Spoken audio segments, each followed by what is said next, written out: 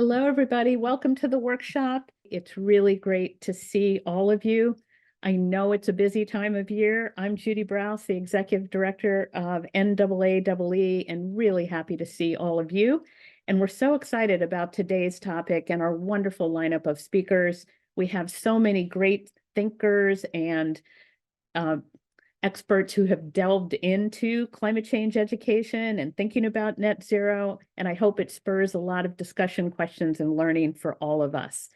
And if you've been listening to the news in the past 2 weeks, you will have heard the words net zero constantly as reporters talked about COP28 and what was happening. And I think we'll hear more about that from Sean, but there were 154 heads of state and government attending and more than 85,000 delegates working to address climate change. So we'll hear more about that in a bit, but it's really a timely topic. This workshop is part of the GEEP, the Global Environmental Education Partnership. And for those of you who don't know the GEEP, it's a learning network. It's all about sharing practice and building capacity for environmental education around the world. And it is also a partnership program.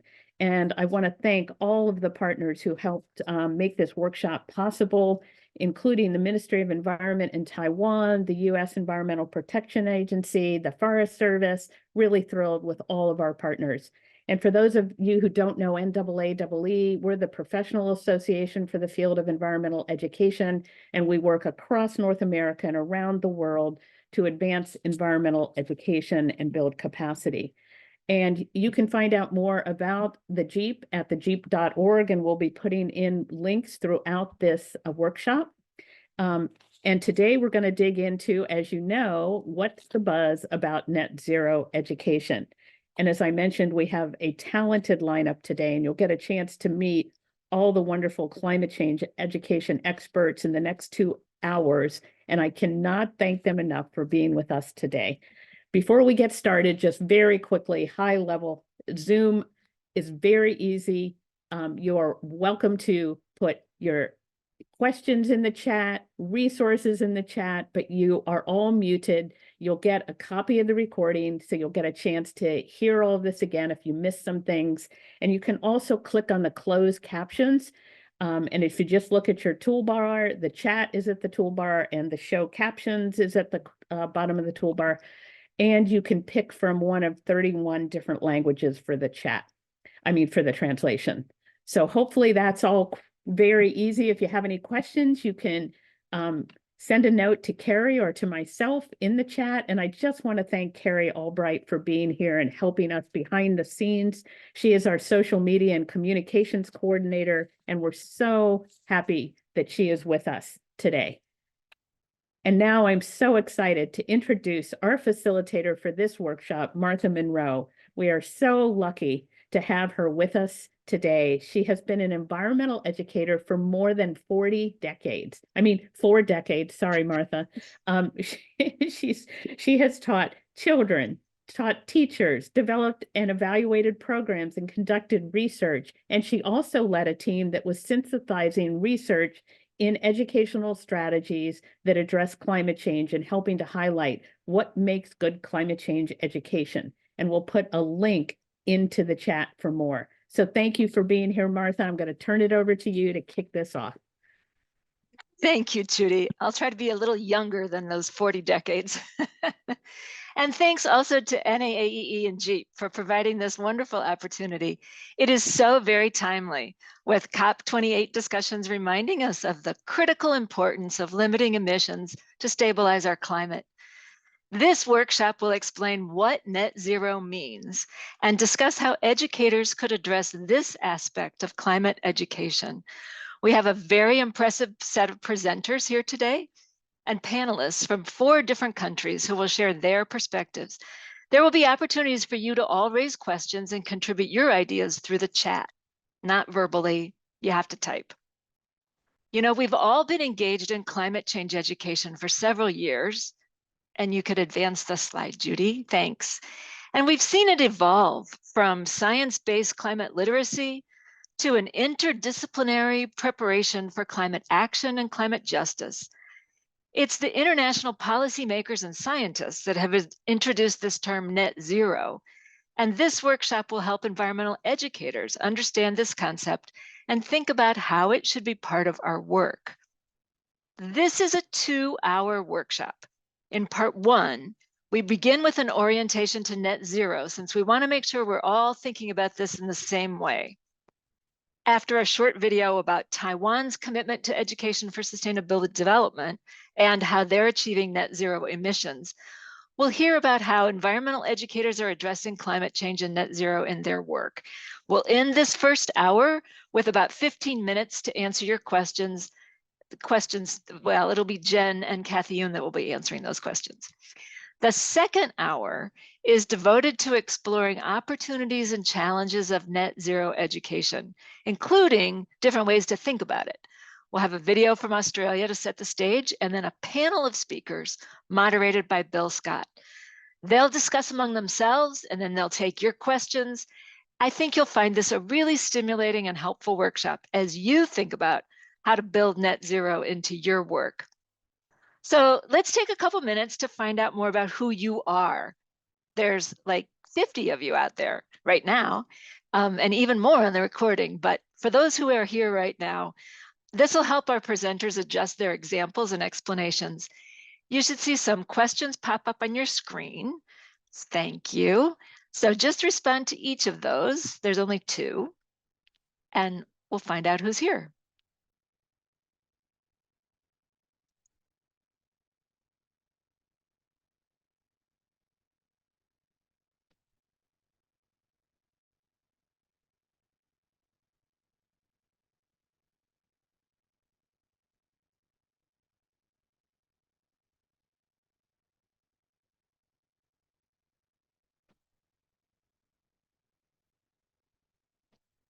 How are we doing, Carrie?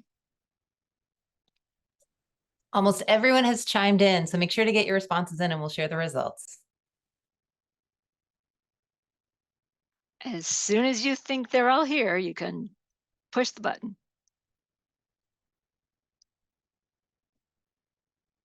All right, well, now we know who we are. A lot of you are teaching students, primary and secondary, and actually more primary than secondary. Isn't that interesting? A fair number are also working in universities. And then, of course, there's the people who teach everybody. And in terms of what you all know, you know a lot about net zero. So it'll be up to you to find out if you match what Sean is going to tell us about net zero. This is great. Okay, thanks so much. So let's get started with a presentation by Sean Martin. He's the Vice President for Climate Change Adaptation and Resilience at the World Wildlife Fund US. In that capacity, he sets WWF's strategy for building resilience to climate change through their projects around the world. He focuses on adaptation interventions that are nature-friendly, that use nature to help people, and that help nature adapt to climate change. We are delighted to be able to share his insights and experience with you today as he launches our workshop. Thank you, Sean.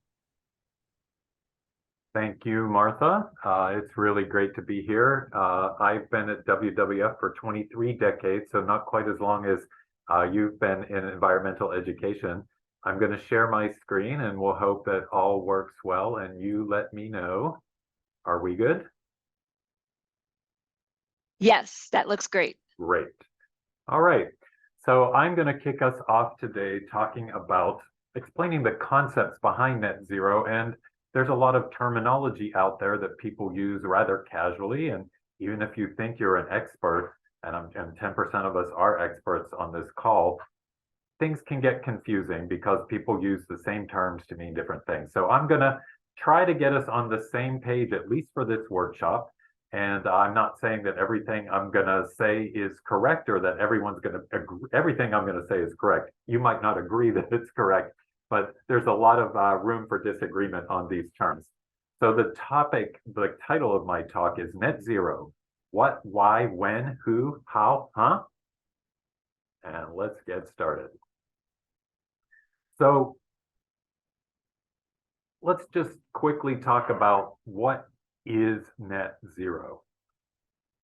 And there's a definition that the IPCC uses, and that's the generally accepted definition.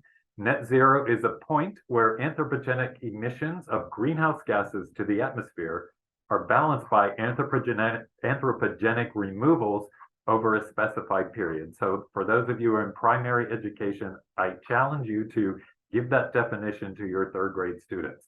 Basically, all we're saying here is the amount of greenhouse gases that are emitted are then equal to the amount that's absorbed over a given period of time. And that period of time is very important. So why net zero? What's this? Why are we doing this? And there's a theory of change, so to speak, behind the concept of net zero. And that goes something like this. I made this up, but I think it's correct. If we stabilize the amount of greenhouse gases in the atmosphere, then we will limit the rise of global average temperatures and thus avoid the catastrophic impacts of climate change. So that's why we're doing it. We're stabilizing greenhouse gases in the atmosphere to limit temperature rise and avoid some catastrophic impacts of climate change. So when are we supposed to do this? Net zero is a time-bound goal. So you saw in the definition that it's over a specified period. And for the UNFCCC purposes, there is a period defined. That quote there is from the COP28 text that was just adopted this week, and it calls for accelerating action in this critical decade so as to achieve net zero by 2050 in keeping with the science. And I have the science bolded because that's important. We'll come back to it later. So the timeline goes something like this. We keep pushing this date forward, but global emissions are supposed to peak their highest point by 2025, and that's questionable. And if that can happen, we need to reduce our greenhouse gas emissions globally by 50% and by 100%, or achieve net zero emissions by 2050, so that by 2100, we will have stabilized the global average temperature increase to 1.5 degrees C. So this was a policy decision made in the Paris Agreement, and then the science came later to make sure that we could actually do what the policy said. Unfortunately, that science was was too conservative, too optimistic. This article came out of the Washington Post on December 8th, and it's anticipated that we will hit 1.5, not by 2100, but next year. Now, that doesn't mean the average global rise in temperature will be at 1.5. We'll hit it once. It might go down a year or two, but the trend has been going up every year. So the fact that we're hitting 1.5 possibly next year is not great news.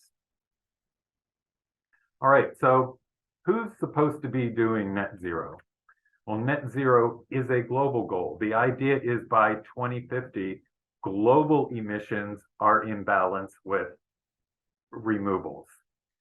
But the Earth doesn't do that by itself, right? All countries have to participate in achieving net zero. That's what the Paris Agreement is about. That's what the UNFCCC is about. And countries need to incorporate non-state actors like cities, companies, and schools that many of you represent. The idea here is that if cities, companies, schools, and all these non-state actors achieve net zero by 2050, then the entire world will achieve net zero. It also means that large emitters like the United States or Los Angeles, if they move quicker and achieve net zero by 2040, some less developed economies that emit less will have a little longer to transition. All right, so here's the poll question for you. Little trivia here. Which countries have already achieved net zero way ahead of schedule? A, Denmark, Iceland, and Sweden. B, Botswana, Netherlands, and Norway. C, Bhutan, Gabon, and Suriname. or D, no countries have achieved net zero. So you can vote now, and I will reveal the answer once the votes are in.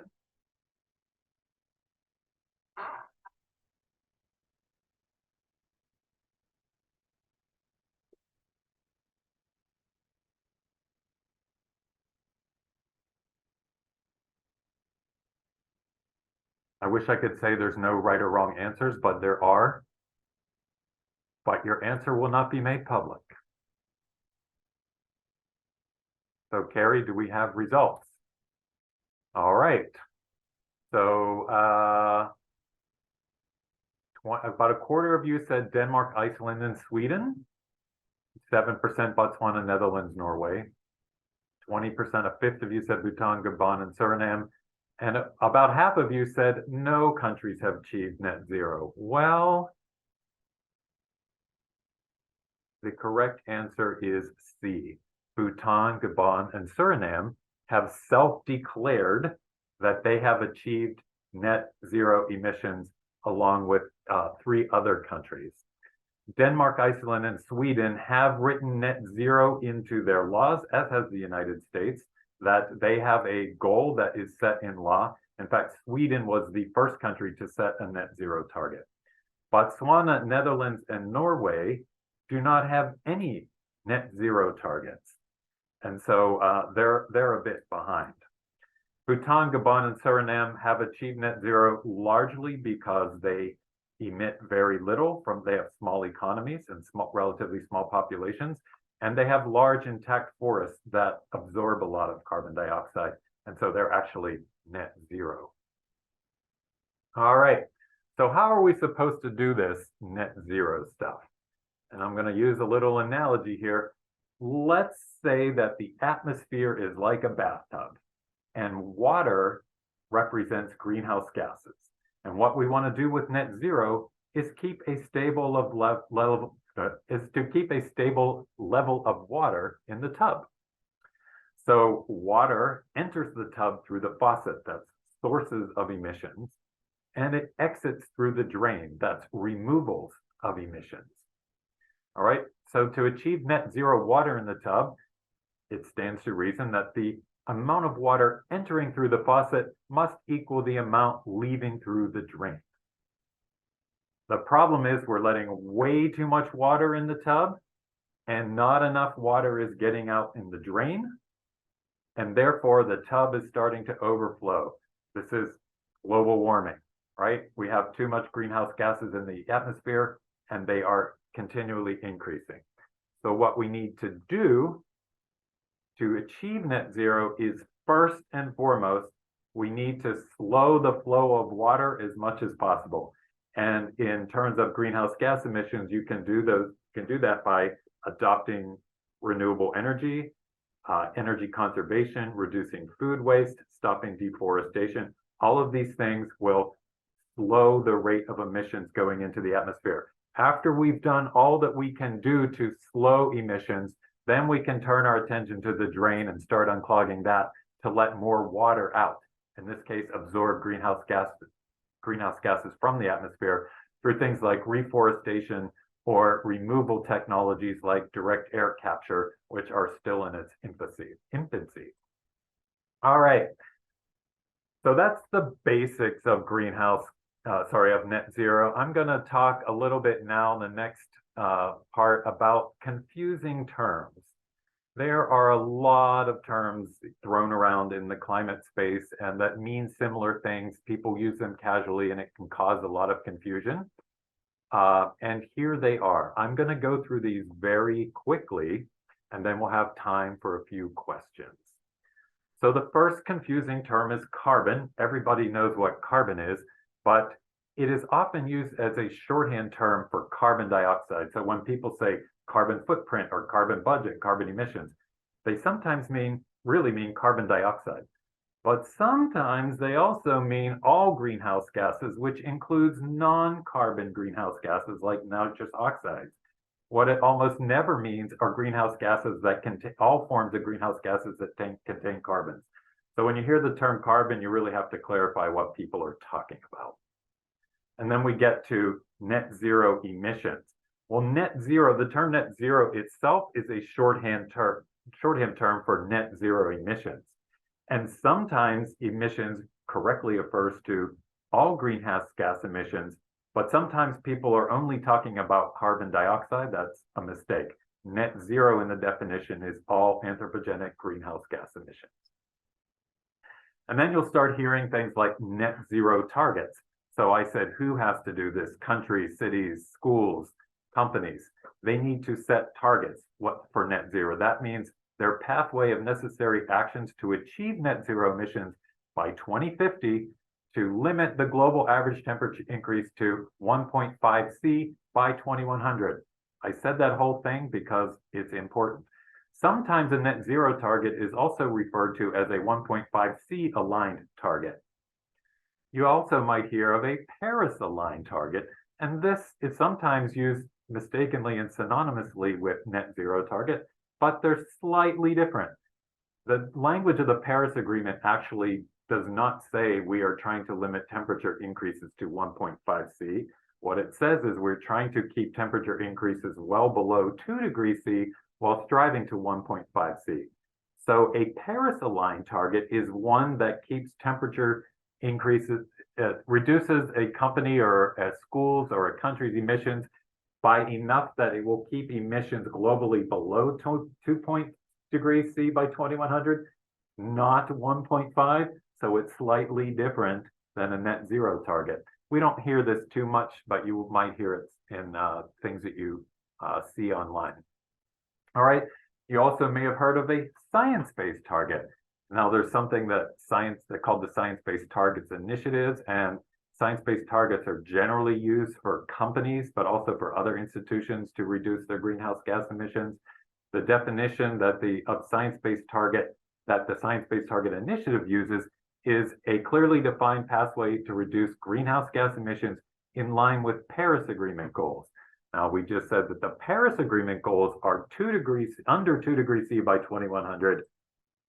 This says and align with Paris Agreement goals, but you will hear many people say science-based target with the 1.5 limit. And so they're using it synonymously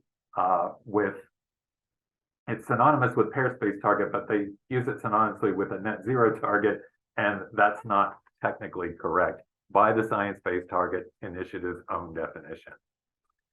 All right, more fun. Carbon neutral. This just means that the amount of carbon dioxide released into the atmosphere from human activities is balanced by the equivalent amount being removed. Now, it's very similar to net zero, but it's restricted to carbon dioxide, not all greenhouse gases, and there's no time frame associated with it. A new term we hear a lot, because we want to be optimistic, is climate positive.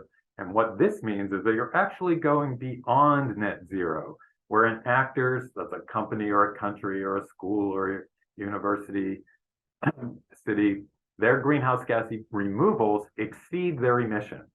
So climate positive is also sometimes called net negative. Just to shake it up a little more, you will also hear the term carbon negative, which means climate positive. I don't know why, but it's very confusing.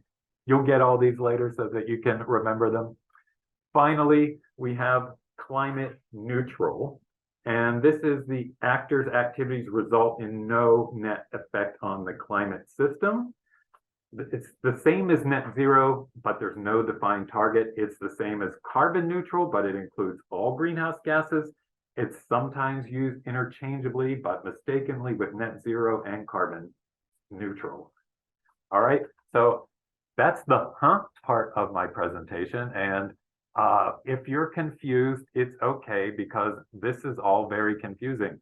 When I went to design this presentation, I looked up online what the standard definitions are, and they're all over the place. So this is my attempt to collect all of these terms in one place that people are using casually and confusing others. So I hope this was a little bit helpful. You'll get the presentation later, but I put together a list of resources online. that talk about net zero and how to achieve them. And I have time for a few questions. So Carrie, if you've been looking at the questions, or Martha, please shout them out and I will do my best to answer them. Thank you so very much, Sean. One question has to do with planting trees. Lots of people say we need to plant trees. Can you tell us something about how tree planting helps reduce carbon emissions, and how much land do we need? How many trees do we need? What do you think about that? What do I think? Well, yes, tree planting is generally good, but always the devil is in the details. So the first thing we want to do about trees, we don't start with replanting. We start with protecting the trees that we already have, the forests that we already have. After you do all that, then you can think about reforestation. And when we say reforestation, we want to do it in ways that are improving conditions for nature, improving biodiversity outcomes, not planting monoculture plantations of eucalyptus or pine or some of the quick growing tree species that are absorbing a lot of carbon, but they're actually a net negative for environmental impact. Particularly eucalyptus uses a lot of water, and we can't afford to use that much water to absorb the carbon that we need to remove from the atmosphere. And I did it myself, carbon dioxide from the atmosphere. I've heard that to come close to the net zero goals, we need to reforest an area the size of India, which is a pretty big area, and that's going to require a lot of water. And in a changing climate, a lot of water is increasingly hard to come by. So planting trees is a solution, but it's not the only solution. It cannot be used to offset emissions that you're not reducing first. But there are limitations with tree planting, I'll just say there.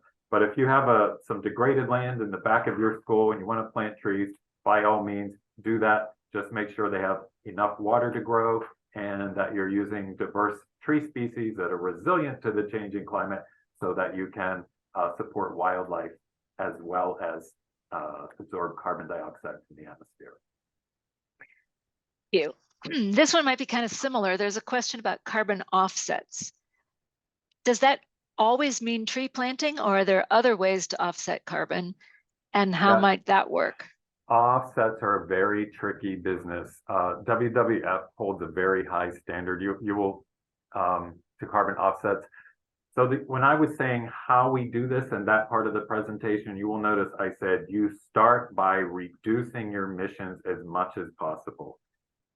Then and only then you plunge the drain, and that's planting trees, right?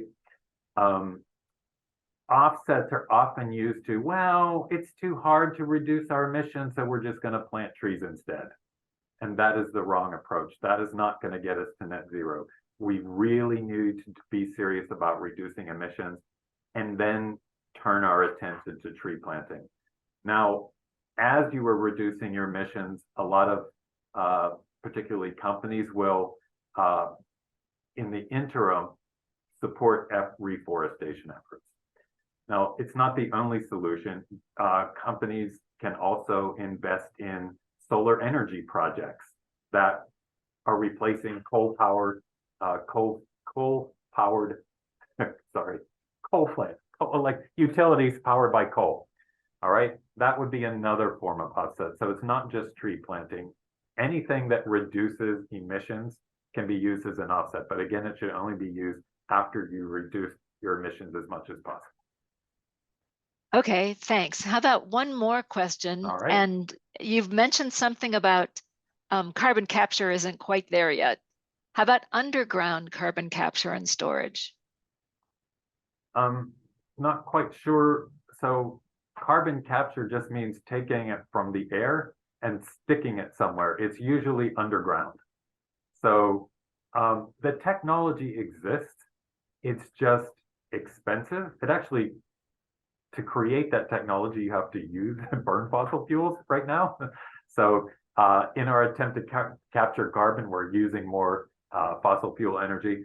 Eventually, we'll be able to do that without fossil fuel energy. But right now, the technology is too expensive to be deployed on a scale that's going to make a difference. We hope that someday it will be able to be scaled greatly, but we're not there yet. We can't count on it. Okay, well, the good news and the bad news, huh? Thank you so very much, Sean. That was just a You're welcome. fantastic overview and gave us all a vocabulary that we can use, and we probably need to practice with it. Our next speaker is TC Chang, who submitted a recorded video. Dr. Chang is a professor in the Graduate Institute of Environmental Education at the National Taiwan Normal University in Taipei. From 2008 to 2012, he worked in the Environmental Protection Division of the Ministry of Education of Taiwan to coordinate national environmental education programs. He is very active in the JEEP. He leads the Asia Pacific Regional Center for the Global Environmental Education Partnership. He's going to tell us how Taiwan is addressing net zero and their policy and education goals. So let's start the video. Hi, thank you for watching the video. It's my great pleasure to talk to you. This is a JEEP, Global Environmental Education Partnership. And what's the buzz about the net zero education? From Taiwan experience, my name is TC Chen. I'm a professor in Taiwan Normal University, and I'm the APRC lead, Asia Pacific Regional Center. And first, I would like to introduce the Taiwan policy to net zero emission. A Climate Change Response Act was promulgated in 2015, responding to Paris Agreement, and also amended in 2023 for the COP26, calling for the international commitment to zero emission in 2050. In 2050 net zero emissions, Taiwan pathway to net zero emissions in 2050 is a strategy of Taiwan. And the Taiwan will collect the carbon fee next year in 2024. From the educational perspective, the ESD has been required to be infused into a curriculum framework in year 2018. 5 components of the ESD: environmental ethics, sustainable development, climate change, disaster preparedness, and sustainable use of materials and energy resources. And 3 goals of ESD: understanding of the issues and challenges of the sustainability, such as climate change, global warming, social justice, generational justice, reflecting on the purpose of the personal, national, and people's pursuit of sustainable development, and also practicing green consumption, advocacy, and sustainable lifestyles, including 3 important components: understanding, reflecting, practicing, thinking, valuing, and doing. And the learning content of the climate change from the grade 1 to 6 emphasize more on the awareness of the impact of climate change, and also awareness of the responsibility of human beings for climate change. And from the grade 7 to 9, junior high school students emphasize more on the understanding of the concept of the climate change, greenhouse effect, climate change, vulnerability, resilience, mitigation, and adaptation. Also understanding the vulnerability and resilience of Taiwan. And for the high school students, highlights the capacities, analyzing the trend of the energy consumption and carbon emission, and also developing mitigation and adaptation strategies and taking actions. In addition to the grade 1 to 12, for the higher education, every university has to publish the University Sustainable Development Report. Also, have has to implement the university social responsibility project and has to respond to the survey on the implementation of climate change related measures in colleges and universities across the country is from the government. This is from the education from the grade 1 to 12 and also higher education. The driving forces of net zero emission education: 4. The first one, to meet national policy and international trend. And the second, to respond to the threats of climate change. And the third one, to improve the students' global competency. And the final one, a symbol of the quality of education. And finally, I would like to offer two reflections to you. First, reorienting education to sustainable development. This term, I borrow this term from the Agenda 21, Chapter 36, regarding the education of the sustainable development. After 31 years now, I still think the direction of education need to be reoriented to sustainable development. And the second one, the collective well-being versus individual success. In order to achieve the sustainable development and achieve the concept of inclusion, I think we need to balance the collective well-being and individual success of the goals of our education system. That's the two reflections I would like to offer to share with you. And that's it. Thank you very much. Bye-bye. Well, thank you, TC. He has done so much for environmental education, particularly in Taiwan and through JEEP. We'd like to move now to presentations from two educators who work in the non-formal sector. They will explain how net zero is infiltrating their climate change education work and what's happening in programs across the country. Jen Kretzer is the Director of Climate Initiatives at the Wild Center. That's a science center in northern New York State. Jen manages the climate change engagement programs there for the center, including the Global Youth Climate Program, which elevates youth voice and action in communities around the world. And she'll tell you more about that program. And then we'll go immediately to Kathyun Khalil, who's the Associate Vice President of Conservation Learning at the New England Aquarium in Boston, Massachusetts. She brings a background in conservation psychology and environmental education to her work with zoos, aquariums, museums, and community centers. She also has a passion for creating inclusive and equitable learning environments. So Jen, let's start with you. Thanks. Hi, everybody. I'm Jen Kretzer. I'm the Director of Climate Initiatives from the Wild Center in northern New York State. I'm very happy to be here today. As Martha mentioned, we are a science center focused on connecting people in nature. We also have a very strong focus on climate change education, science, and solutions. So this is our center in upstate New York. I want to share a bit about some of our programs and thinking about how to implement net zero education from a practical standpoint and how that can apply in your communities.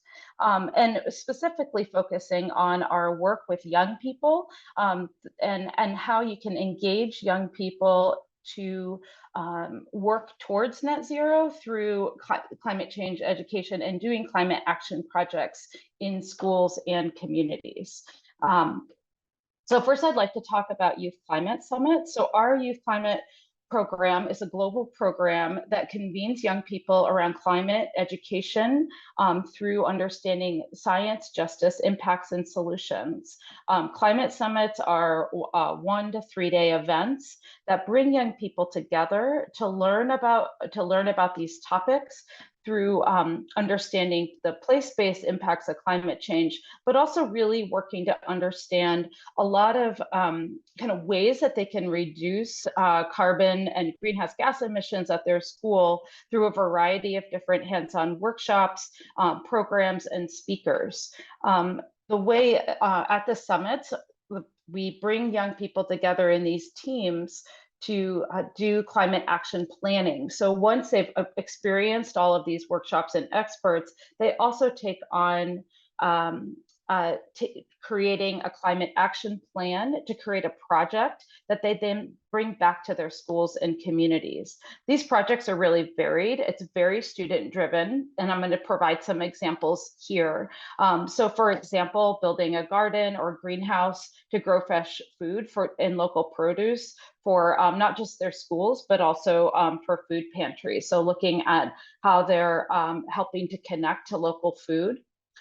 Reducing plastic waste in their schools through water bottle refill stations. Working with community on, this was a fun one, when they did a trash couture show and using upcycled materials and trash to do fashion, and talking about the role of fast fashion and thinking about how we can reduce waste in the fashion industry. These students started their own composting business and worked across a small local community to reduce food waste at their school, but also local businesses. And now they sell that compost back to that community. And we also have young people that work specifically with local governments. So elevating the role of youth voice to work with local governments and create community climate action plans. And this is a really important way that students can be involved and very practical to help build community climate resilience in the communities where they live. So here are just some more examples of how students have done this at their schools. And so this is a way to really build hope and agency in young people, create optimism, while also working to very directly on the climate crisis. And if you think you're interested in this, we have a whole Youth Climate Summit network. We've had over 175 summits in 9 countries and 24 states. And there's lots of ways to get involved with that through our free materials online. I'm happy to connect with people after this call. I also wanted to briefly mention our climate solutions work. So one of the ways in which museums, in particular informal spaces, can be thinking about their programming is thinking also about their exhibition. So this exhibition opened at the Wild Center in 2022, and it really elevates and highlights the work on climate solutions that are happening around our region through telling stories and by using local examples to help people feel connected and that they're part of a solution work, and that they can find ways in themselves and think about their own passions and their expertise right where they are, so they can be part of the solution. So this provides pathways, and the program is really, or the exhibit is really anchored in these 12 portraits and stories from people working in our own community on climate solutions, bringing in a whole myriad of perspectives and voices that can show how climate solutions can happen. So using these solutions as a framework as a way to motivate people to take action in their community. We do focus really on that storytelling piece, and that played a really significant role in helping our visitors feel more hopeful about climate change. We have a lot of very hands-on activities and things that people can do right in our tinkering studio, but also we really work to have a real representation of voices across our community to show a myriad of perspectives. Finally, visitors really welcome the opportunity that everyone had a place in the climate movement, and that no matter where they were at in their own lives, that they could participate. And I feel like this is really important in talking about the concept of net zero education, because we want to bring people along and make them feel that they can be a part of climate solutions. So thank you very much. I look forward to any questions and for any opportunity to share more about our work. And now we'll hear from Kathy Yoon. Thank you, Jen. Let me pull up my presentation. Present full screen, present. All right, there we go. I'm going to try to keep an eye on the chat, although as we talk, it may be difficult for me to look. So if anyone else sees anything in the chat and wants to flag it for me, please do. Hello, all. It is great to be here today chatting with you as part of this, this workshop. In the spirit of workshop, I'll be asking you to share some of your thoughts and ideas about climate justice in the chat as we move along this very short, all too short presentation. But I wanted to take the opportunity today to talk a little bit about an issue that's been core to the conversations that we've been having both at my work facility, within the broader field of zoos and aquariums, and within the broadest field of environmental education, when we think about what good climate education looks like. So a lot of the framing that I'm going to be using today comes from my participation on the writing team for the Guidelines for Excellence project through NAAEE, specifically focused on climate change education. And through that work, we very quickly decided that what we needed to focus on rather than climate change education is a strong and heavy hand on climate justice within the concept of climate change education. So what do we mean by climate justice? Climate justice is the idea that the impacts, benefits, and contributions to climate change are not uniformly distributed across all peoples, all communities, and all lands.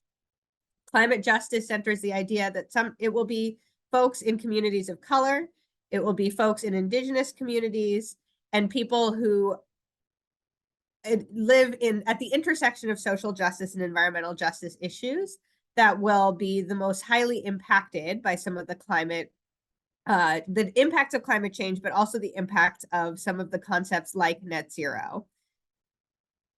In thinking about this, we thought that centering climate justice was critical to this idea of climate change education because we are coming around to this concept that teaching the climate science only gets us so far when we think about actually activating change on behalf of the planet. Climate change, climate justice, all of the work that we do are people-oriented problems. And so living at the intersection of social justice and environmental work means that we need to think about the social implications and also the social solutions that we can use to drive the change that we would like to see. Climate justice matters because we know that the contributions of all will make it, we know that the only way that we're going to achieve these extremely ambitious targets that we have been talking about are through the contributions of all people. Right. I mentioned before that the impacts of climate change are not uniformly distributed amongst all people and definitely not uniformly distributed across countries. And so climate justice matters because it brings people into a critical conversation that is affecting their everyday lives and will affect the health of their societies, their communities, and even their generations to come when it comes to thinking about the health of our planet. And so really, there is no climate change education without climate justice. There is no conversation about what we can do to get to net zero without an idea that it's not going to be the same for every single person. And so knowing what I just said, I would love to pose two questions to you that you can answer in the chat or ruminate or read other people's thoughts or whatever, however you process information. What does it look like to you to center climate justice? What does it mean to you in your programming to put a focus on climate justice and make sure that that comes forward in all that you do? Equity, great. So this idea, I would love to hear more about what you conceive of equity as being, but this idea of non-uniform distribution of barriers, benefits, and opportunities and impacts. What else?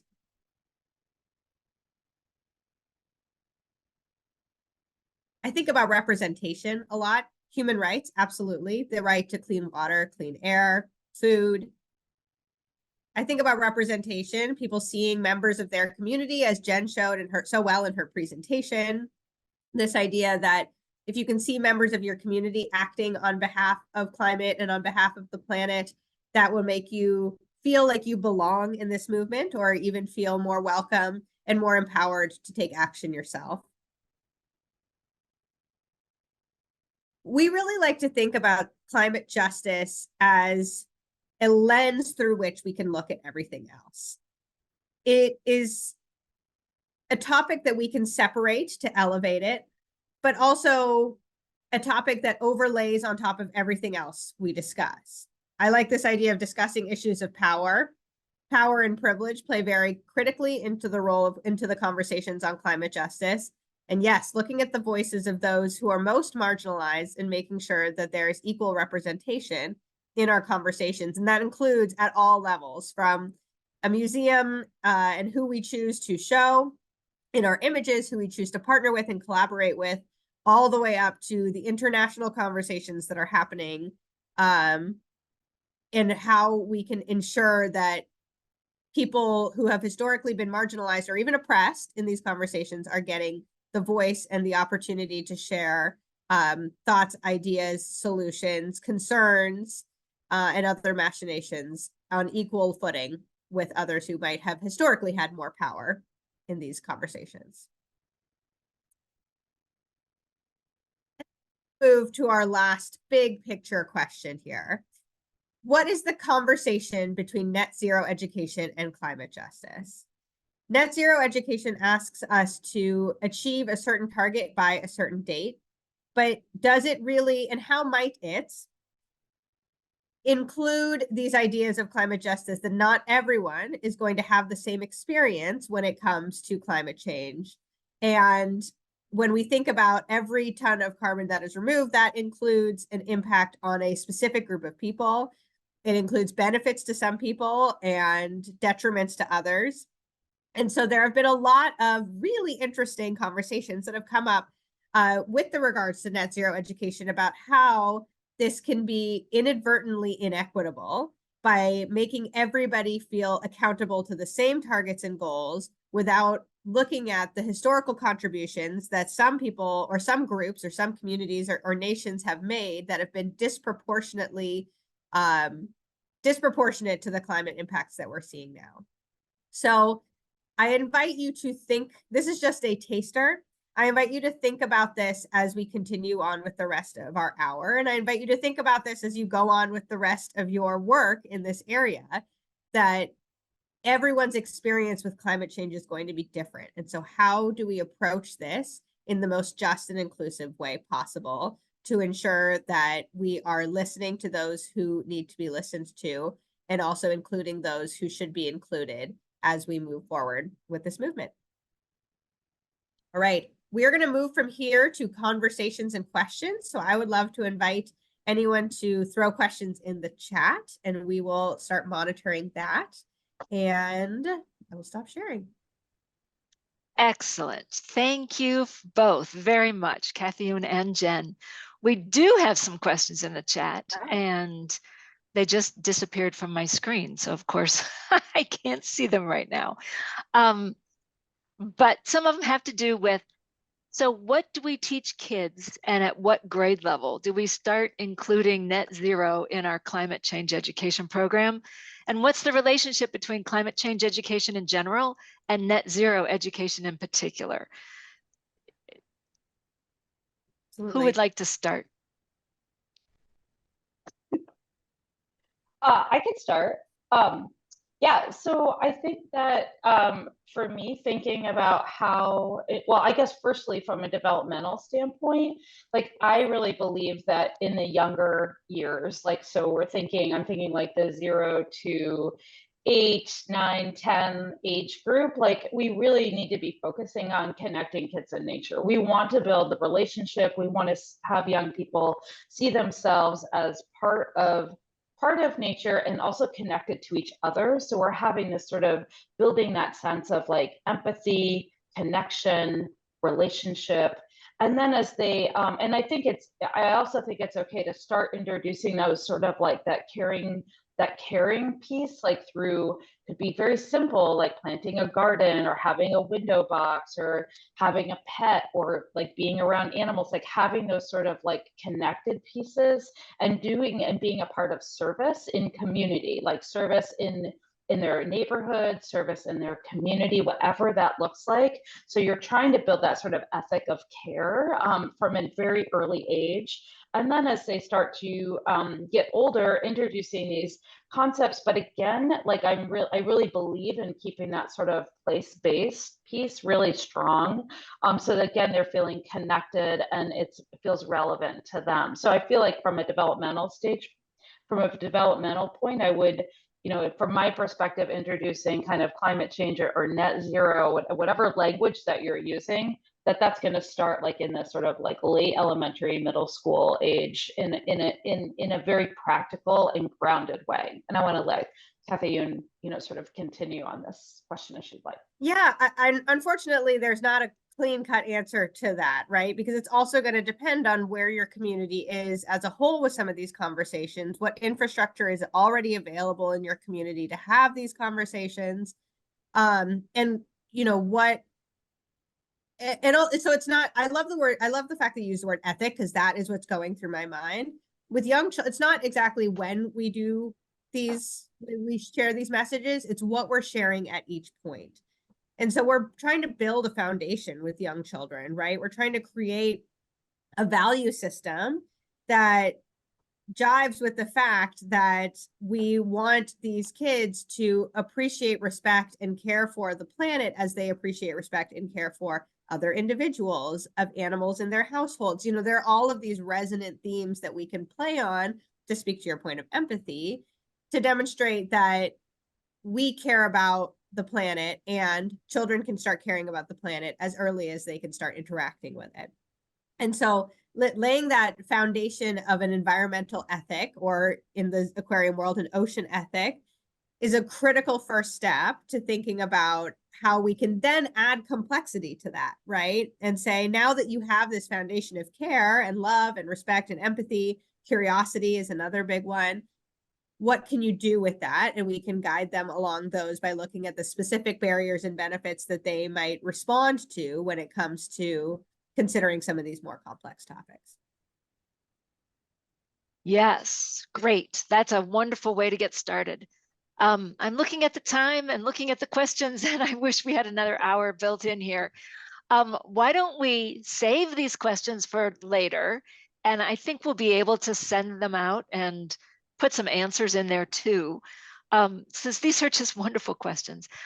And take a stretch break right now so that we can fill up our coffee or stretch our legs, put more questions in the chat, and we'll start part 2 at the top of the hour, which is like in a minute. So thank you, all of our presenters this morning. It's been a great, dynamic, inspirational hour. We have so much to do, not a lot of time to do it, but we also have a lot of resources, and the chat has been full of suggestions and activities and strategies that we can all use. So come back. We'll see you in a minute. Thank you very, very much. Okay, that was a quick stretch break. Thank you very much for returning. My name is Martha Monroe, if you're just joining us for part 2, and this is What's the Buzz about net zero education. It's a virtual workshop. We'd like to thank NAAEE and JEEP, the Global Environmental Education Partnership, for sponsoring this program. We've had a tremendous discussion in the first hour, kicked off by Sean Martin at World Wildlife Fund US, including what Taiwan is doing, and then starting to think about non-formal education from Jen Kretzer and Kathyun Khalil. This afternoon, or in the next hour, we plan to really zero in on some of these challenges and opportunities for net zero education. We'll start with a video from Alan Reed in Australia, and then Bill Scott will pick it up with moderating a panel with 4 folks, including Kathyun, who you just heard from, but some other folks as well, talking about what does this mean? How do we do it? How does the rubber meet the road? Really, really quickly. So you can still put questions in the chat, and we will get you a copy of the recording and all the answers in a minute when we're done. So let me introduce Alan, because we'll start with him. Alan's a professor of education at Monash University in the state of Victoria in Australia. He works with a range of environmental and sustainable education research networks, both locally and internationally. And his key activities include editing the research journal, Environmental Education Research, and supporting JEEP, the Global Environmental Education Partnership. So I believe we have this video keyed up and ready to go. So here it is. Hello everyone, my name is Alan Reid, and my contribution to this workshop explores a few of the challenges and opportunities with education around net zero. As I hope to show, the three main areas I focus on are interconnected in a range of ways. Also, on the one hand, some challenges might spur us to think about associated opportunities, and on the other, some opportunities will also mean we have to address their associated challenges. Before I dig into this, if you want to find out a bit more about who is speaking, please visit my institutional pages available via the QR codes and links on these slides.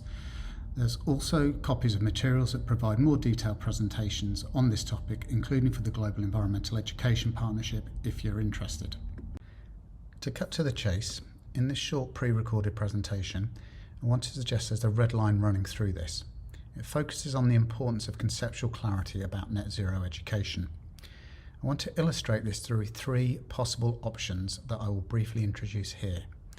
First, the notion that climate-friendly schooling, i.e. that which is committed to taking climate change seriously and figuring out ways to address that in the education sector, has a long pedigree, particularly by way of the environmental education field. Climate-friendly schooling is also but one of many possible foci for priorities alongside other candidates in schools, some of which overlap. This includes expressions and commitments to climate resilience education and disaster preparedness education, and of course net zero emission education. So second, we are also familiar with the idea that it's one thing to teach and learn about something, another to act towards a particular end. In this case, perhaps a counterintuitive way of exploring this is to ask, despite nearly 30 years of COP meetings, are our education systems continuing to educate as if carbon neutrality wasn't something schools can or should contribute to in our communities? I'll skip the third for now and return to that later on, as I need to move on to unpack each of these options with some examples and further provocations. To unpack this first point, environmental education remains one of the few areas of teaching and learning that has provided both decades and decades of attention and provision and research and development to ensuring effective climate change education, as captured in the overview for EE works on the topic by Martha Monroe and colleagues. As another example, each year since the Paris Agreement, Environmental Education Research, a research journal, has published a series of papers that explore various aspects to the barriers and enablers of good practice in this area. Issue 11 for this year, for example, explores what this might mean for climate justice and student voice, gender equality, classroom textbooks, fast fashion, and much, much more. One of the points I want to raise here then is a diverse range of activities associated with climate-friendly schooling has been around for a long time and exists around the world. That includes before the net zero emissions discourse took off. In this, bottom-up processes and initiatives are clearly important, and the examples I note here are typically premised on collaboration and notions like communities of practice or learning communities. These features can help ensure that teachers and students, school leaders and others feel part of a broader shift in society to embed net zero. And it can help them also feel capable that they can respond to the challenges they inevitably face, particularly when times are tough. For example, when investment or leadership are not forthcoming or withdrawn, or an innovation project comes to an end. Returning to UNESCO's report about schools getting climate ready, there is its usual advocacy of a whole school approach. But what I want to highlight here is the significance of coherence between the explicit, implicit and hidden curriculum of schools mentioned in the opening sections of its guidance. In terms of a challenge and an opportunity then, if there appear to be major contradictions between these and also the segments in the diagram, it isn't surprising that a net zero education could appear to be greenwashing to students and staff alike. It's a point highlighted by the School Strikers for Climate on many occasions. Building on this, the second area for conceptual clarity concerns the need for shift. The extracts on this slide are from a UK government auditing report on whether the Department of Education in England would be able to achieve its strategy by 2030. Amongst other things, they highlight a serious lack of investment and, for want of a better word, seriousness on the part of that department. In terms of a challenge and opportunity, we are seeing net zero is closely linked by the national audience as a recognition of the need to decarbonise the education estate, and they expect the Ministry of Education, rather than the Environment, Energy or Climate Ministry in broader terms, to be front and centre of this, not expecting other ministries to do all the running. On the next slide, you'll see some typical ways of committing to that. Here it is via the notion of tackling Scope 1, 2 and 3 emissions, decarbonising direct, downstream and upstream activities. In a business context, funds and drivers for this may be associated with shareholder priorities or maintaining a social licence to operate. But as with the Department of Education from England, for example, we shouldn't kid ourselves that this work is being promoted and supported at scale or at depth in the education sector yet in any country around the world. This brings us to one of Christina's helpful points about recognising roadblocks to quality education in a time of climate change. With this layered circle diagram, we can anticipate something like a logarithmic resource challenge if we are to commit to ensuring transformation happens at the classroom level through to the system level. My colleague at Monash, Mark Rickinson, provides another perspective on this. He would invite us to see it in terms of clarity around the goals and layers of our education systems. For example, if we were to cut across the circle layers, are we primarily aiming to see A, improvements in current ways of doing school, or B, the inventions of new ways of doing school in a time of climate change? He also reminds us to think how clear we are about what we need to unlearn as much as see as fostered as new forms of learning in our education sector. And that is if net zero is something that we can achieve for everybody and by everyone by 2050. This leads me to my third point about how state and non-state actors might invite or mandate participation in climate change education strategies. The COP meetings have a range of events each year that variously illustrate or advocate for particular activities. On this slide, I've included ones from the Glasgow meeting, while more recently we might look at the profile of net zero emissions in the Greening Education Partnership that UNESCO showcased at the Dubai event. A point here to consider is how various actors might use the notions of net zero and carbon neutral schools interchangeably. There are also those who see a net zero education as a first step, i.e. a stepping stone to becoming a carbon negative school. In other words, we could expect the education sector to add to decarbonisation efforts beyond the scope of each school itself, such as by becoming a climate shelter, as noted in the Barcelona example mentioned earlier on, or by focusing on climate resilience and being a community hub, examples of which I will mention shortly.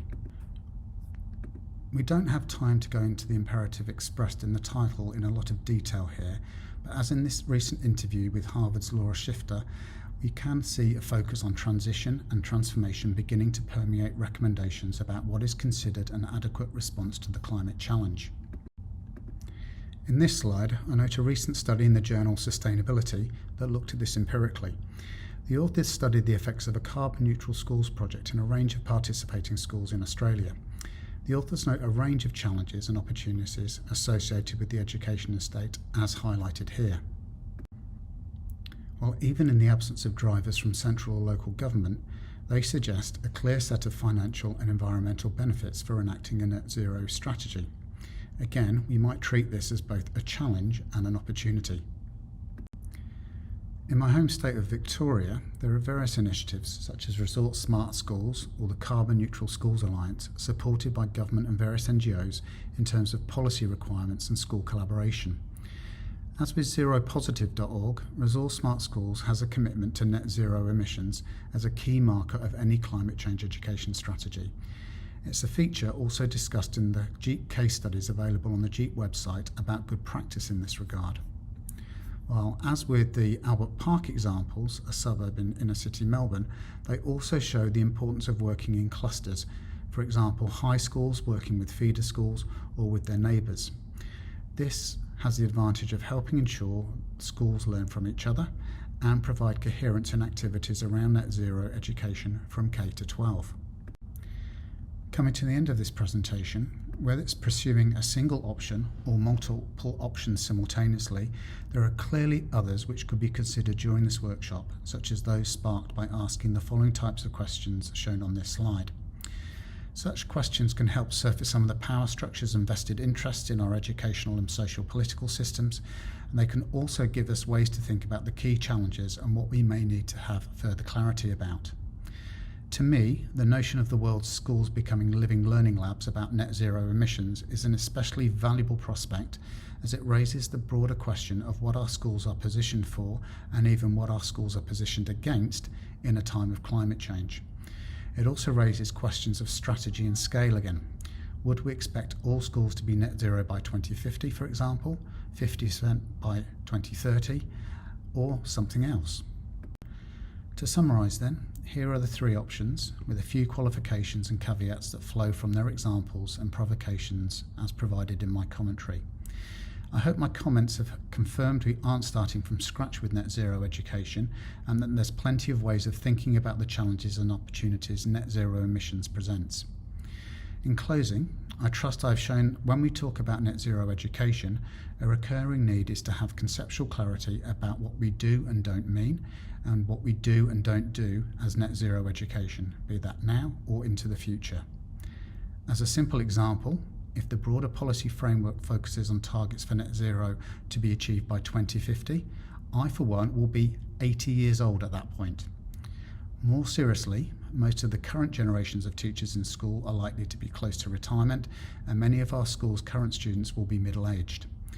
According to some of the scenarios and trajectories offered by the IPCC, teachers and students in schools will be living in at least a 1.5 degrees Celsius warmed world by then, and that has serious consequences for the planet's ecosystems, health systems and socio-economic systems, just to name a few of the systems we live our lives within and the next generations will inherit. So goalposts indexed to 2050 and postponed action largely happening until that point, let alone 2030 with the Sustainable Development Goals and Agenda 2030, are unlikely to be helpful for today's workshop, when our aim here is to explore and anticipate challenges, opportunities and implications in the here and now. So with that in mind, I wish you well with the rest of the workshop. Well, thanks to Alan for that. It certainly gives us all something to think about and our panel something to respond to. Bill Scott is moderating our panel today. He joins us from England, where he's a professor emeritus of education at the University of Bath. His career spans 4 decades, and his contributions have been too numerous to list, except to note that he was the founding editor of the journal Environmental Education Research that Alan is now the editor of. Bill cares deeply about high-quality environmental education and the role of learning in sustainable development. He's an active leader in the National Environmental Education Association, which is in the United Kingdom, and he's supporting efforts to increase and improve climate change education across the country. He blogs on learning and sustainability. You can search for Bill Scott's blog. So Bill is moderating our panel, and the panel is wonderful. He'll help introduce them, and we'll get started with some of Bill's thoughts about what's going on here today. Thank you, Bill. Thank you, Martha, and thanks to Sean and to TC and Alan for the videos that have helped us so far, and also I think to Jen and to Kathy for the initial discussions, which we will now hope to build on. Yes, before we get to that discussion, I'd like to say a few words about the issues that we face as educators.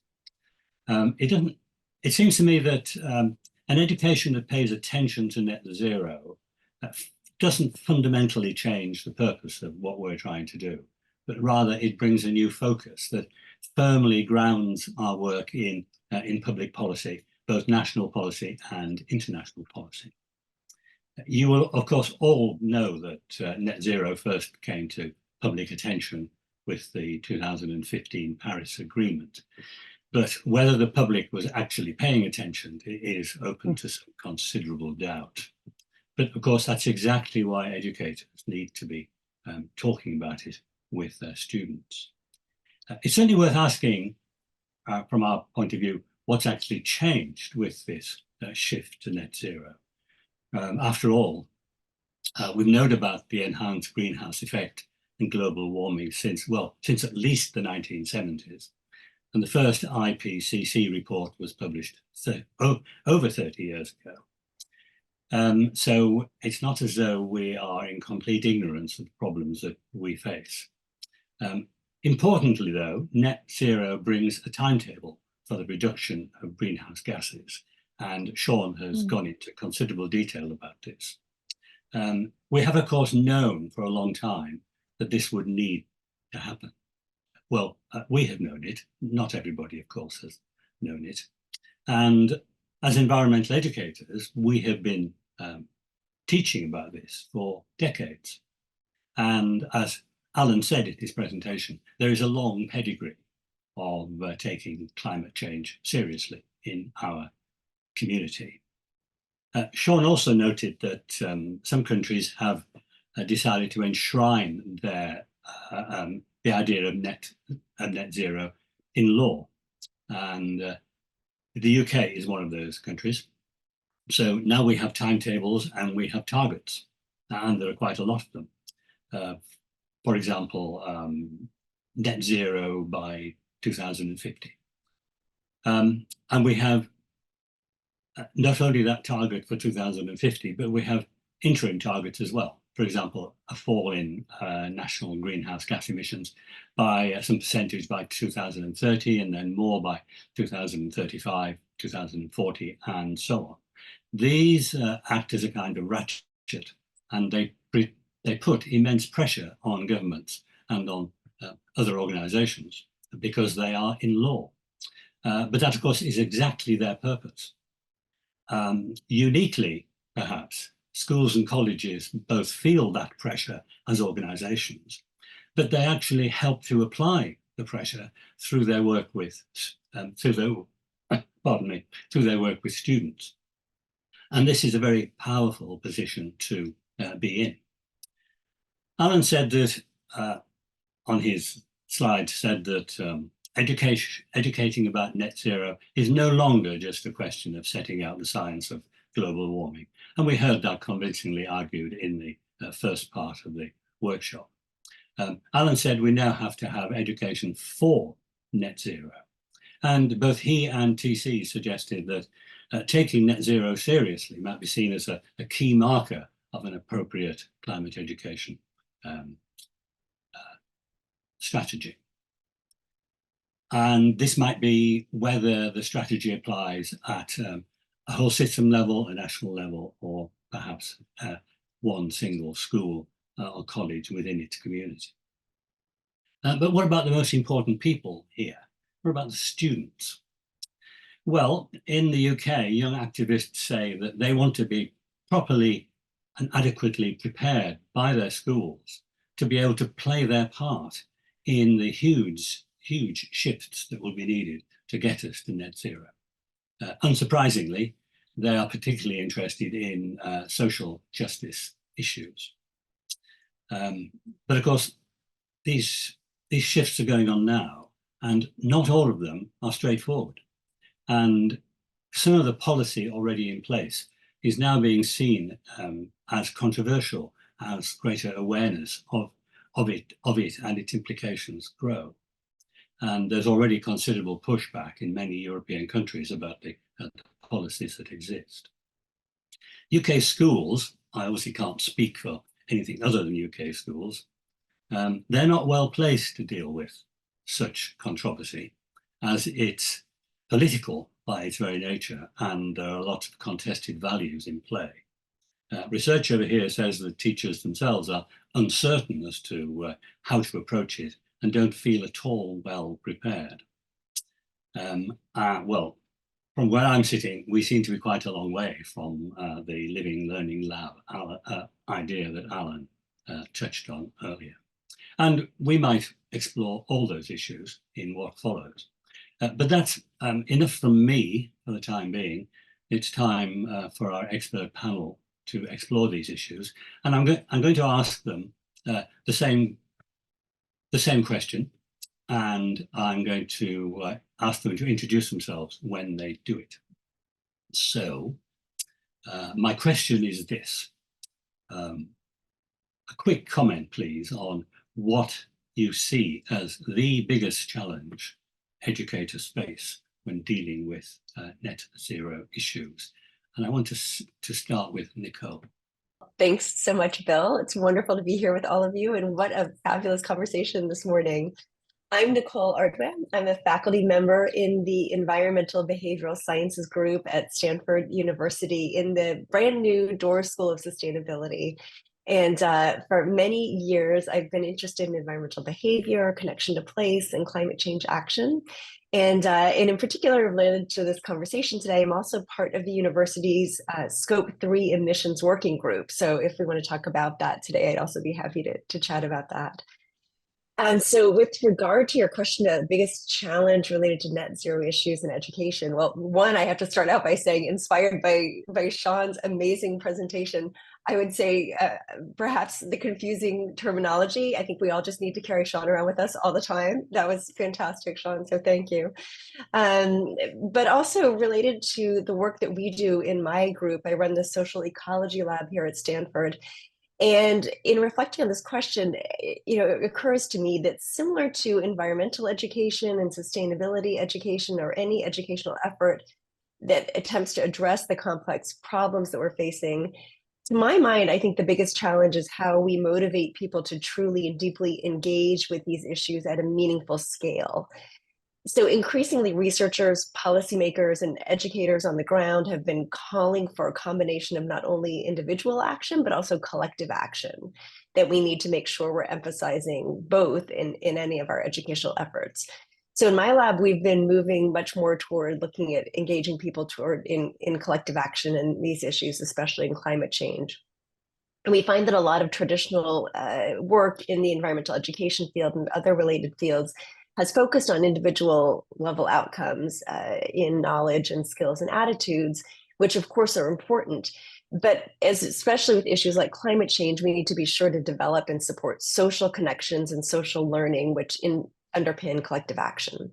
So for educators who are interested in net zero issues, we need to be aware of how to build social capital, how to strengthen communities, how to help people tap into existing resources they already have in their communities. And this links with a lot of what Kathy Yoon and Jen mentioned earlier. And how do we do this? We can do this by getting to know the communities where we work, figuring out resources that those communities already have and those that are needed, and providing plenty of opportunities for civic engagement and community connection. That's great, Nicole. Thank you very much. And you stuck to my 3 minutes. Thank you very much. Kathy Yoon, can I ask you to respond to that question, please? Yeah, absolutely.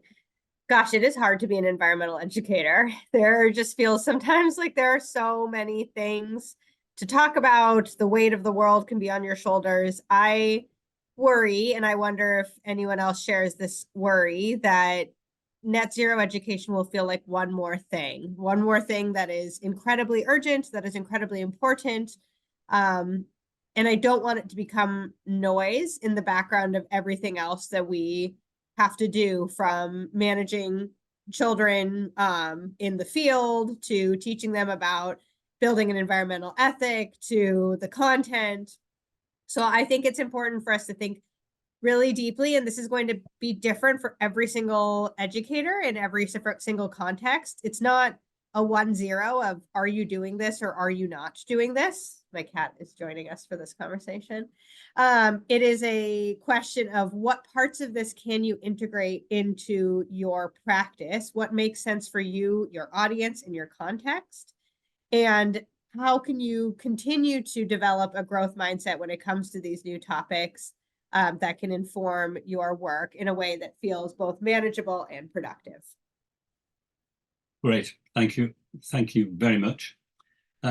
Ginger, please. Sorry, I can't find the unmute button. My name is Ginger Potter. I am the Senior Education Specialist in the U.S. Environmental Protection Agency in the Office of Environmental Education. Obviously, I agree with what everybody has said so far. So trying to find the one piece that is about everybody. And for me, it's to rise above the classroom, because I sit at the federal government level. We're education about the environment, whether you call it net zero or climate change or sustainability, we are not in every classroom.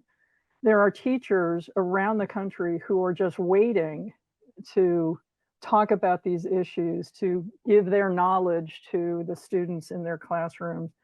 And we're still not in every single school in the United States. And that is a significant problem. We will never be able to reach net zero or fix climate change if we are not involving every single citizen.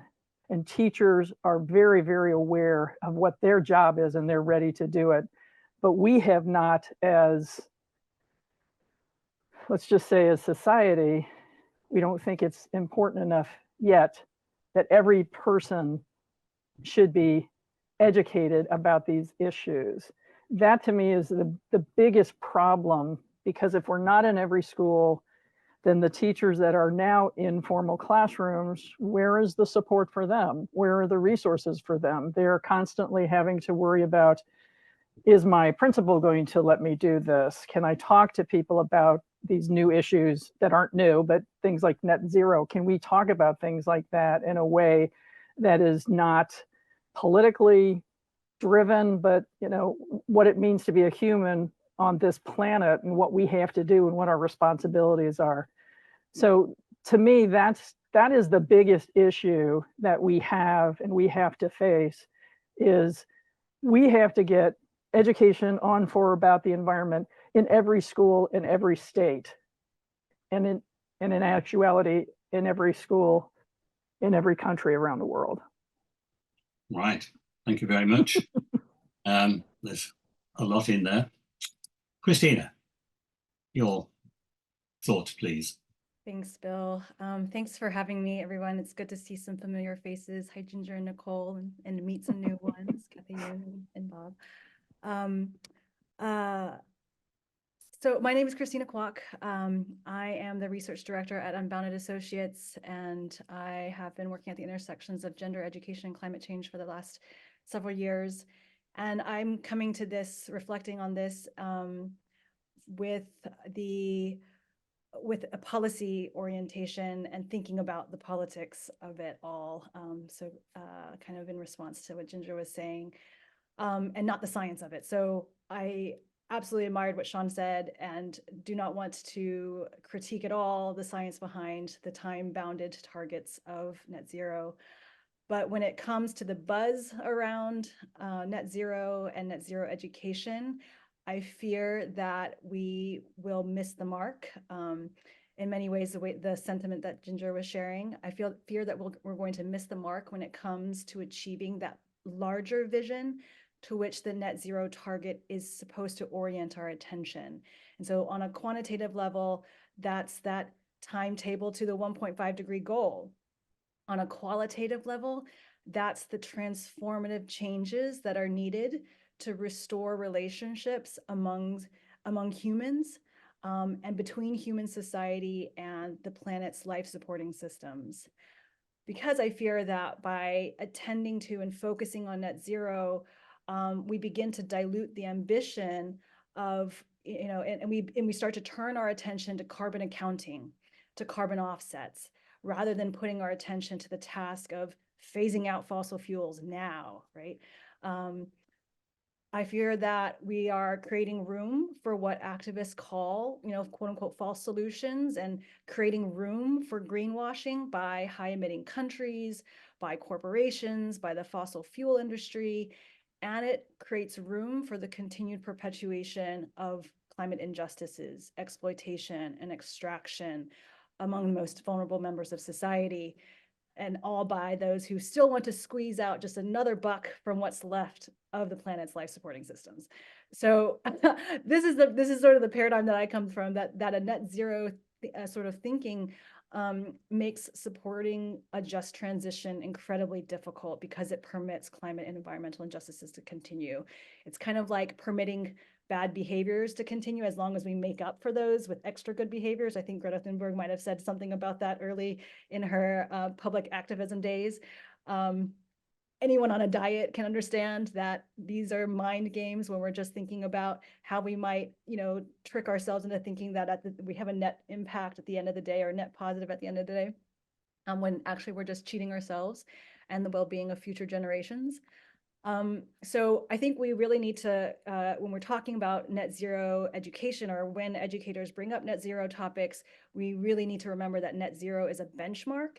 It's a target, it's a point along a process that tells us whether we're on track to achieving that larger goal. And it's merely a transition point in which we see numbers on a graph, on a chart, begin to trend in the right direction. So to come to the answer to the question, I think the challenge is maintaining sight of the larger vision and the widespread changes and the deeper systemic transformations that are required to reach it. And for educators, that means ensuring that educators are equipped and able to help others identify when this kind of dominant thinking is at play, where climate change and environmental issues are being viewed as a technical problem that can be fixed by technical solutions, and to help educators help others to then identify where climate solutions might risk perpetuating harm and inequity and unfairness and injustice. And then the flip side is to then enable educators to help others reach the point where they can reframe the problem as the adaptive problem that it is, and to see that that requires new ways of thinking and being and doing with us, with each other and with the planet.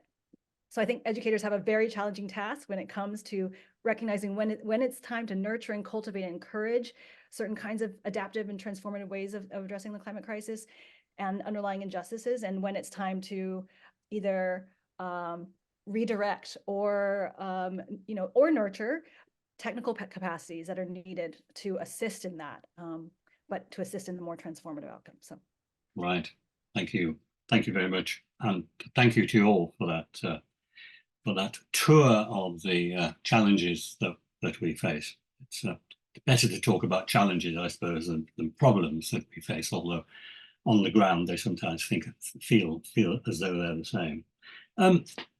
Would anybody like to come back very briefly about anything that you've heard?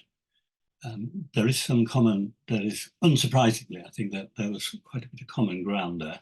I'm not encouraging a lot of conversation at this point, but if anyone's bursting to say something, please do so.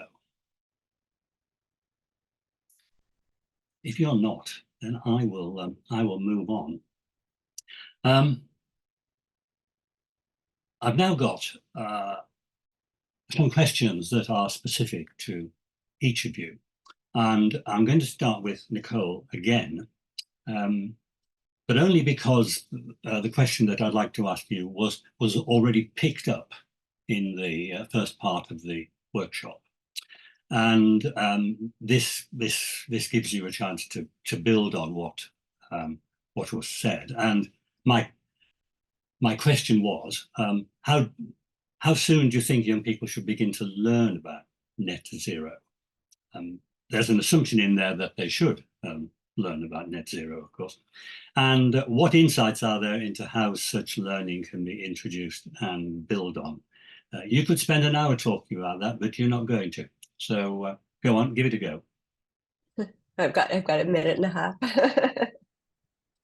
Yeah, thanks, Bill. I mean, not only was that talked about in the first half of this workshop, but also several folks just now also mentioned that. And it's a great thought-provoking question. I mean, whether we want to think about that young people or even community members should learn about net zero, or whether it's thinking about climate change more broadly, I think the most important thing is to think about timing. And this is what both Jen and Kath-Yun mentioned earlier, thinking about the importance of cognitive and social emotional development of the audience. And again, whether this is students or others in the community, and starting where people are. And the good news about this is that this is exactly the kind of adjustment that educators do naturally. This is something that educators are very attuned to with their audiences, and people, they're constantly making these kinds of adjustments anyway. So while a middle or high school audience and age level may be appropriate starting point for a more in-depth kind of exploration of the science behind net zero concepts, or as Christina is making this important point, the policy elements of that, I do believe that educators can lay the groundwork. There are these successful conversations around net zero or other environmental issues earlier, even at the early childhood level. And so bringing back something that Alan mentioned in his talk, he mentioned the EE Works initiative that many of us have been involved in, and Martha also mentioned this. So as part of EE Works, Martha did work on climate change education, and then Allison Bowers and I and others did some work in early childhood environmental education, and we did a systematic review of that literature. And that review showed that there's even some interesting and exciting possibilities in early childhood education. Maybe not talking about net zero, but certainly being able to help with grasping fundamental concepts related to sustainability and environment from a very young age. And so Jen mentioned this importance of wonder and awe and curiosity. And that's also, though, helping us start to think about these ideas that can certainly link with climate change. It's from a very young age. So another important aspect of this, though, is the potential for despair and anxiety that these discussions about environmental issues can trigger, regardless of the age group. And so bringing in not only these conversations about what's happening in the world around us, but also about the importance of empowerment and taking action. So bringing those in together, when we found that in the review as well. So certainly, as Jen and Kathleen noted, again, importance of the appropriateness at certain ages. So in sum, this journey toward net zero education can start early by establishing this solid foundation for connection and understanding and action.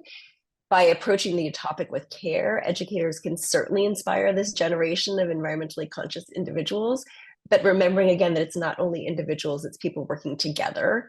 And that's a really important aspect of it that I'd like to continue to emphasize, is that it's not about individual action, it's about collective action, so that it doesn't land on the shoulders of just a single person. Good, thank you very much. I want to follow that up with a question for Kathy Yoon. And I'm asking you this question because I worry about it all the time myself. And you seem as though you, the work that you do and the interest that you have, you might be in a good position to reassure me, perhaps, that I worry needlessly. So my question is this: are you concerned that all this emphasis on greenhouse gases is taking the focus away from the vitally important conservation learning that's necessary? And secondly, is there a good way of ensuring that doesn't happen? Again, that's a big question. It's a big question. Thank you for entrusting me with your psychological security. That's a big job. It's a huge responsibility, that. I'm not worried, because a good educator, a good interpreter knows that all of these things are connected, right? That it is just, this is an additional tool in your toolkit. And I say that about so many of the different tactics that we use to do environmental education, from empathy to inquiry-based learning to climate education. The work of an educator and an education professional, because we are professionals with a field of study, I hope you all know and appreciate that. The good work that we do is to take the right tools and use them to fix the right problem. So it may be that a focus on greenhouse gas emissions is the correct angle with the audience that you're working with in the context in which you're working.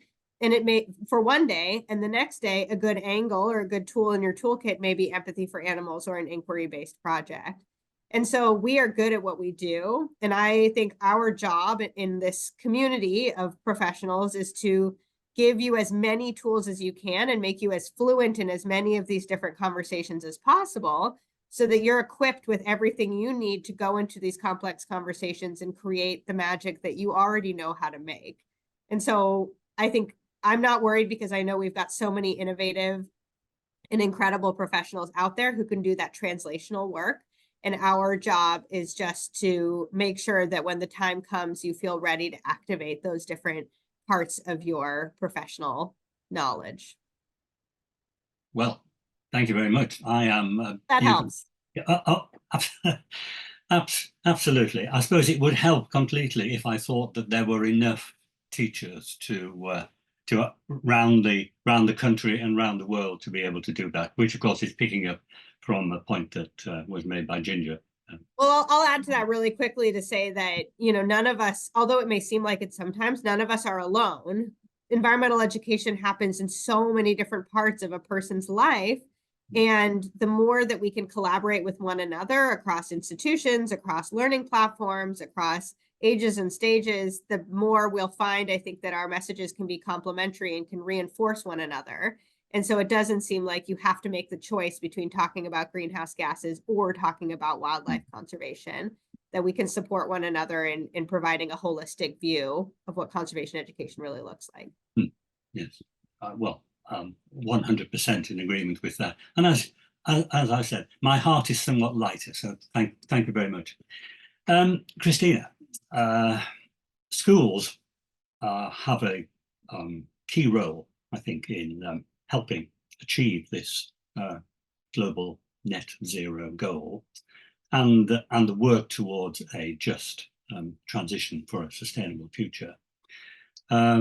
Policy professionals presumably also have a huge role in helping schools do that.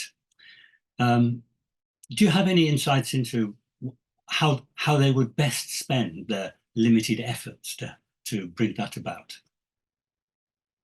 Yes, absolutely, Bill. Thank you for that question.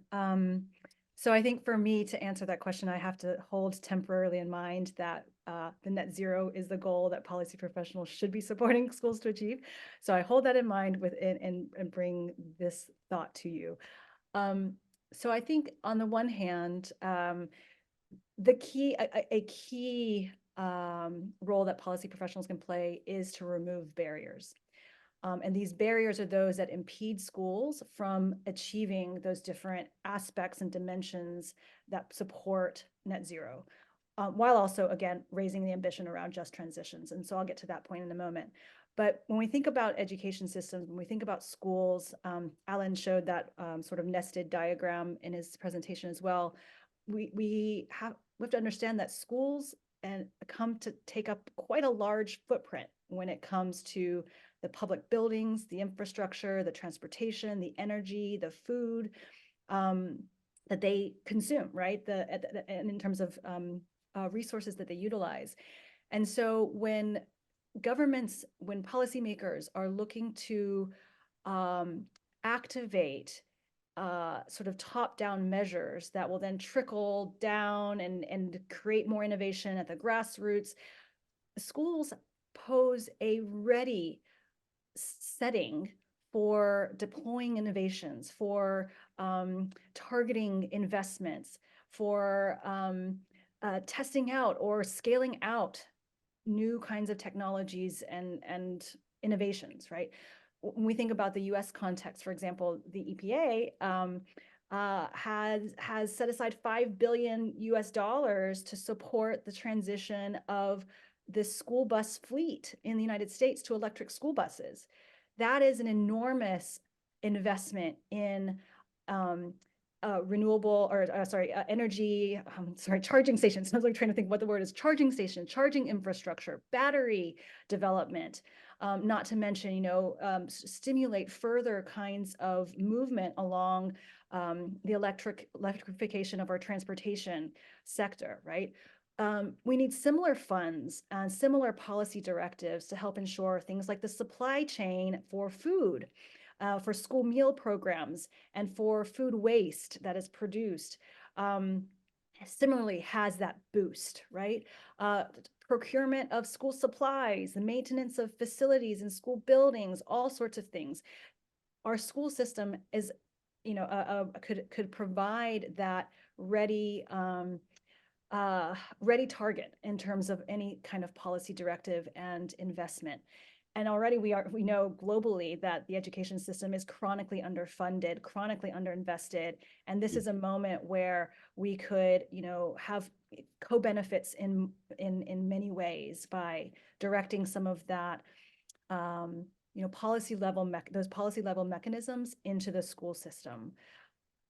This means we have to really think about climate action plans, from federal level to state level to city level to school level, and ensure that every aspect and every sector that's undergoing decarbonization also has a connection to the decarbonization of the school system.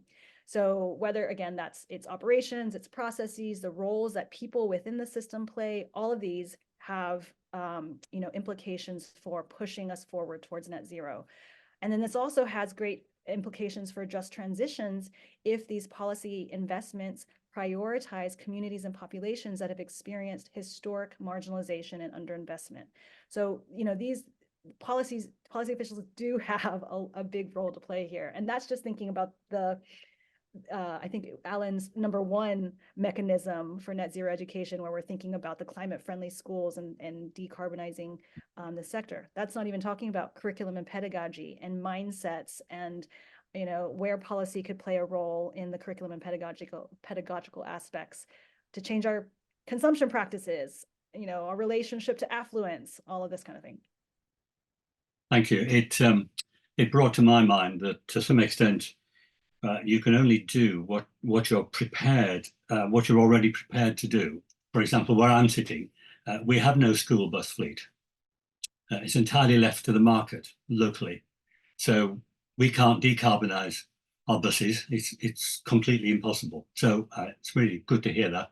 I must move on to Ginger. And your question is, it's about teacher education programs. Because if youngsters are really important in terms of all of what we've been talking about, then their teachers are equally so. So what can we do to better prepare our teachers, do you think, that we're not doing already? There's clearly not enough resources going to teacher education programs. Even just thinking from the federal government, EPA has a national educator training program. But when you talk about other agencies, they don't have things like that. The training available from the federal government is very limited. And part of that is because there's still that disconnect where a lot of policymakers don't get that the importance of education, the importance of having, to be there for educators, to provide them with resources, allow them to have access to continual professional development so that they can learn about things like net zero and climate change. There just is not enough there, because I don't think there is the kind of commitment that we need to education as a whole, and education being the answer to a lot of the problems we've been talking about. Is when Christina brought up the Clean Bus Program, EPA did a very large press release, and they did some events, and the office did some basic education materials, which were fine. But that was, I look at that now and go, what an opportunity that could have been if the connection had been made, that here's an opportunity to talk about net zero. Here's an opportunity to really have a conversation, not just kind of glossing over everything, to be in the event and get the excitement. And the excitement is what you need to start it, but you have to have something behind that. And so the lack of resources, I mean, my program that NAAE manages right now is a couple $1 million a year. If we're going to change the world, we can't do that on a couple $1 million a year. If we're going to provide educators with the resources that they need, we can't do that on a couple $1 million a year. No. Not many replacement buses for that either. No. No, they invited students to see that, but they didn't invite teachers. And that, you know, again, not understanding the connection of what this is, which is an education opportunity. When you invite kids, that they can be very excited, but when you don't invite teachers, I see that. There's the disconnect. Good.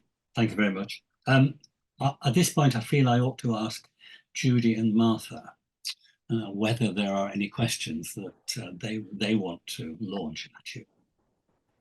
Martha. Thanks, Bill. This has been wonderful. It's just such a great discussion to listen to you all. I've been taking notes about all the wonderful things that we need to do, like should have done before, but need to do now. There have been a couple comments that are sort of similar. How do we do all these things without being overwhelming, without people feeling hopeless? Given the frustrations with governments or corporations not getting on the same page with the climate message. I mean, they're all kind of similar. So if anybody wants to address any piece of that, it would be great. Thanks. So please chip in if you would like. I have one comment I'll add, and this isn't going to answer that giant question, but it's something that also picks up on a comment that Alan made in his presentation. And then something I alluded to and several others is the opportunity that exists to pick up on existing efforts that are perhaps outside of school contexts, that are in community contexts. This links also with Christina's comment about buses, and then Bill, you mentioning that you live in an area without buses. I too live in an area without school buses, yet kids here are very skilled at taking public transportation. And I think it's really exciting to think about the integration of these kind of real world non-school efforts with opportunities for learning. I mentioned earlier that I'm on the Scope 3 emissions committee here on campus. And that's a way to think about how do you use these things that are happening in the world that's maybe outside of an educational realm as an educational opportunity. I think, you know, just all of us watching the COP and see what's happening there and think about that as something you can build into your educational discussions with your students. I know the students in my lab are just brimming with conversations about that. I think about all of my professional colleagues who are excited to talk about that.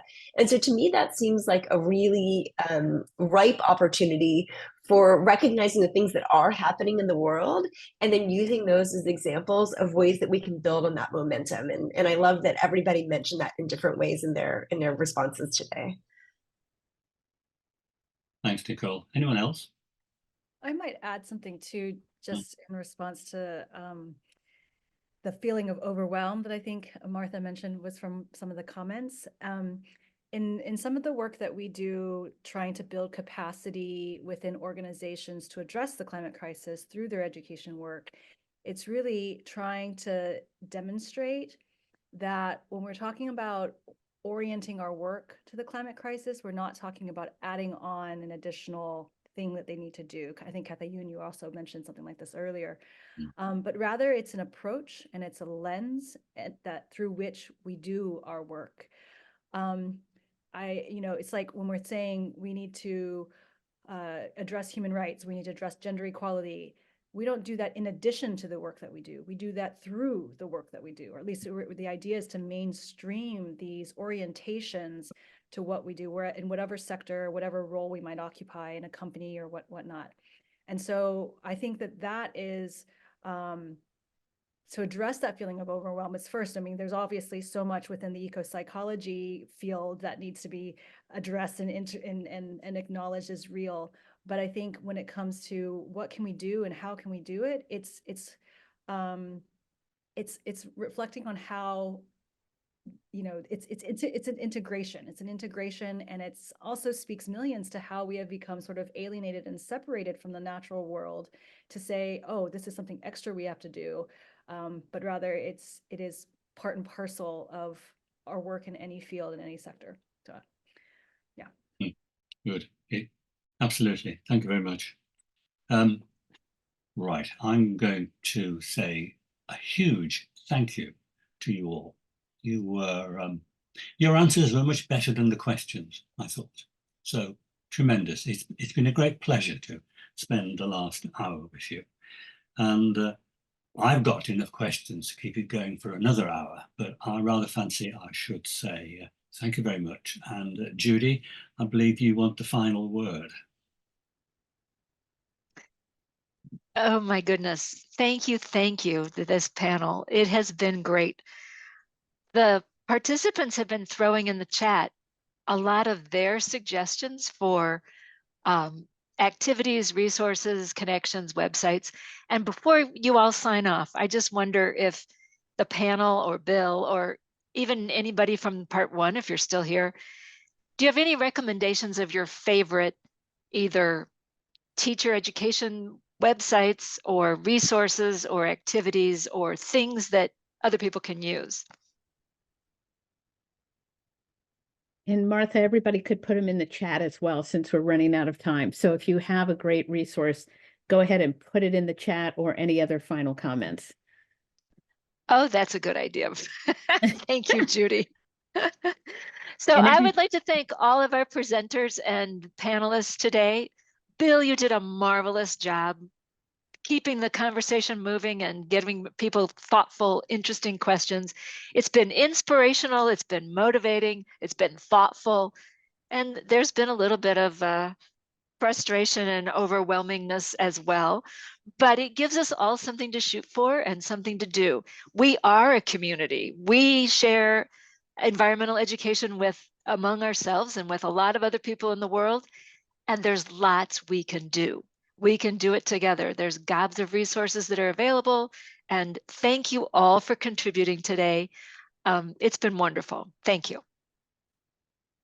And Martha, I want to thank you. And I also want to thank all of our panelists again, but just remember, you're going to get everything. So you can look at everything again, and really appreciating all of you taking the time to be with us. These are really important issues. They can be confusing, and we also know that educators have a lot on their plate, as all of you mentioned. So there are so many great things happening, and we have to always highlight the good stuff and build on that.